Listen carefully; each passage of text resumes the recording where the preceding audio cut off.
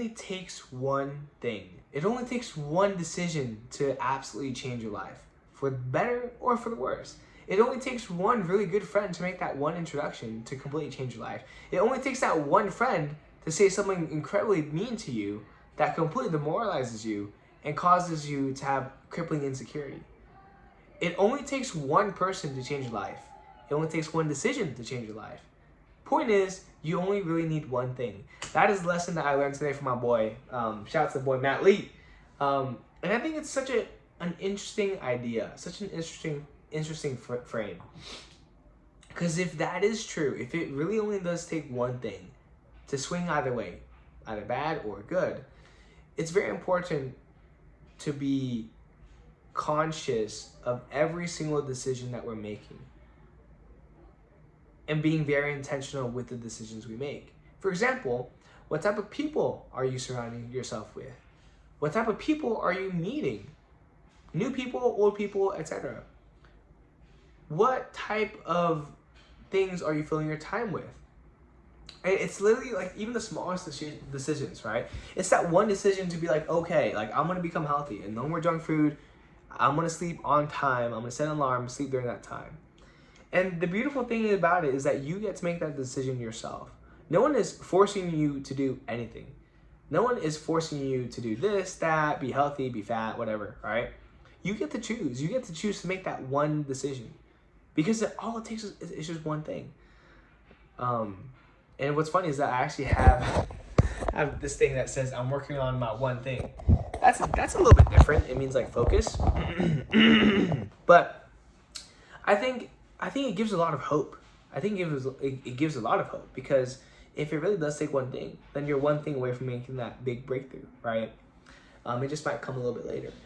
And I don't know, I think that's so true in so many ways. Like, for example, today, it took one thing. So what happened was, I've been dropping in on this USC graduate class. It's called Seminar in Entrepreneurship, taught by Paul Orfila, founder of Kinko's. I think he's in like his 70s or 80s. Really, really kind guy. He's like has a nice jolly smile, has sparkles in his eyes.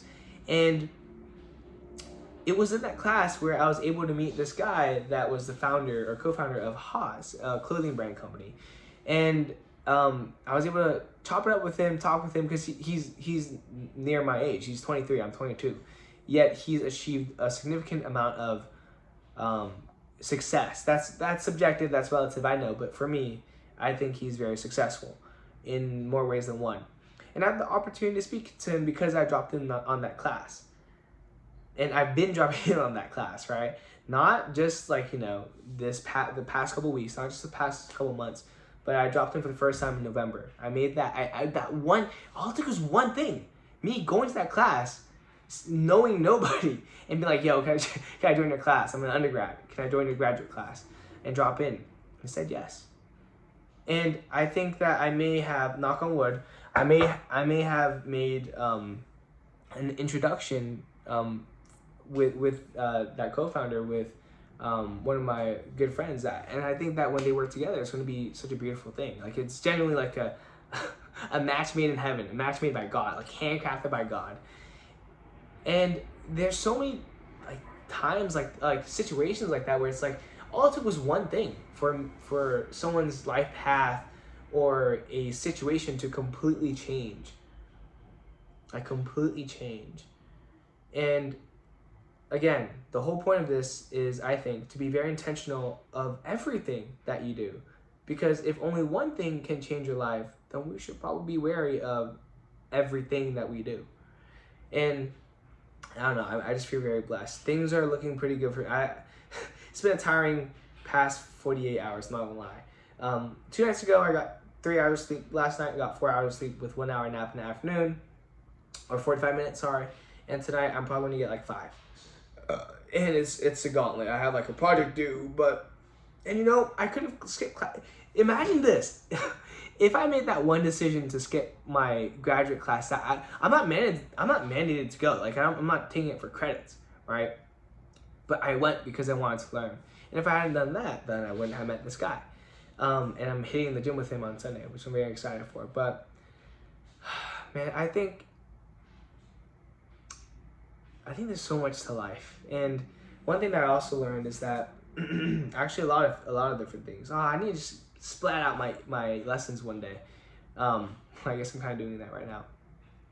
But all it takes is one person too. And what I mean by that is, you know, there are quite a few people that have mentioned to me that I ask the weirdest questions, right? It's not necessarily good or bad, but today I was eating dinner with the graduate class, and so the thing about like this is like the Last Supper. There's like a long row. There was the what's it called? The cushiony side. I forgot. My brain is fried. And like the chair side. It's not called the booster. Whatever. But Paul, my professor, he was sitting on the booth side, right in the smack dab center. I was sitting near the edge, on the far right corner, and all of a sudden I started asking questions, and I was like, "Yo, Paul, like, is it worth it to get a prenup? Like, what is the one thing that we should remember when raising kids? When should I get married? When should I have kids? Right?" And like all these like really unorthodox questions, right? Questions you wouldn't normally hear, you know, someone ask, especially at a dinner table like that. But as I was, you know, saying goodbye to everybody, shaking everyone's hand, saying goodbye, there's this guy. He's Paul's friend. His name is Howard. He drops in on the class too, just for fun. And he said, "Peter, can I give you an idea?" I was like, "Yeah, what's up?" He said, "Peter, you know, I think you should go into entertainment or be a show host or something, because you ask such weird questions." And I was like, "Weird? I don't really think they're weird. I just think it's interesting." And he said, "Yeah, no, like it's good. Like your deliver, like it works. You ask weird questions, but it works. Like it's funny. Your delivery is really, really good. And so I think you'd be great in the entertainment industry." I was like, huh. And I've heard that one other time, and that was with my professor, one of my other professors. But all it takes is one person to really inspire you and like, you know, give you confidence.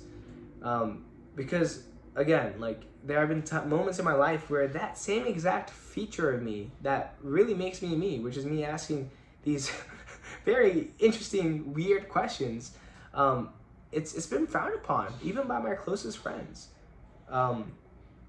But all it takes is one person to completely shatter that perspective that what makes you you is not you. Or sorry, what makes you you is you. And that's more than okay. That's good. Because you're not like everyone else. Why would you want to be like everyone else? Because if you're like everyone else, then you're forgettable. Anyway, with that being said, I'm incredibly tired. I gotta go to sleep. So remember to be better daily, and I'll see you tomorrow. And remember that all it takes is one thing, and I'll see you tomorrow. Peace out.